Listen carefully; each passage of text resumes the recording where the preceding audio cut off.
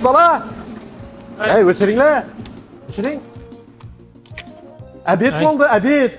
Endi 12 bo'ldi soat. Girib bir abedlansak, keyin yana davom ettirarsiz. Ya bir ozgina qoldi, bo'lib beraylik. Ha, ozgina ishlab turib keyin qilasan. Ava. İxtiyorlangiz, lekin och ishlab bo'lmaydi. Yaxshi. İxtiyorlangiz.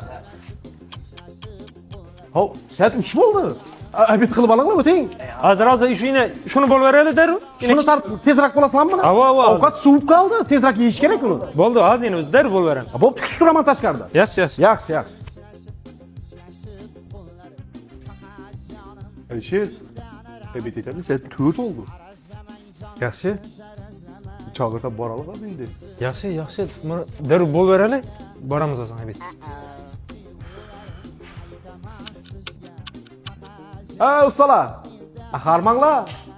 Abi abedam sovuq qoldi. Endi peshin choy ichadigan vaqt oldu.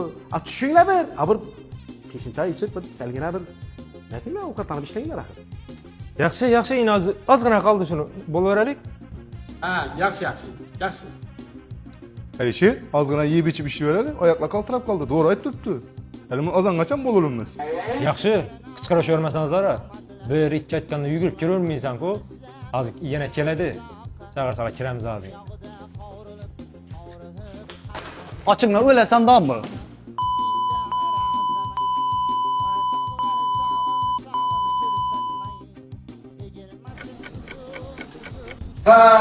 Azam ustalar, yaxshi.